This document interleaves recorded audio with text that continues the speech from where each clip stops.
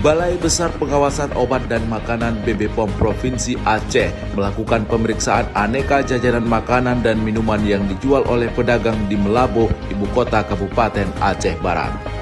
Pemeriksaan makanan dan minuman yang dijual untuk penganan berbuka puasa tersebut meliputi aneka gorengan, bakso, tahu, serta aneka minuman lainnya. Sebelum melakukan pemeriksaan, petugas juga membeli aneka makanan dan minuman yang dijual oleh pedagang guna selanjutnya dilakukan pemeriksaan. Ini takjil bulan puasa. Tadi kami mengambil sampel sebanyak 23 item.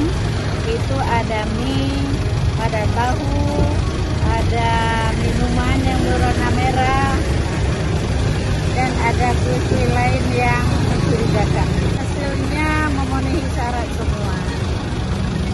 Artinya tidak ada yang mengandung bahan berbahaya atau formalin, Bu? Sejauh ini belum ada, Pak. Meski belum menemukan adanya zat terlarang yang dijual oleh pedagang, BB POM Aceh memastikan akan terus melakukan pengawasan terhadap aneka makanan dan minuman yang dijual oleh pedagang. Dari Kabupaten Aceh Barat, Teguh Dedi Iskandar, Kantor Berita Antara, mewartakan.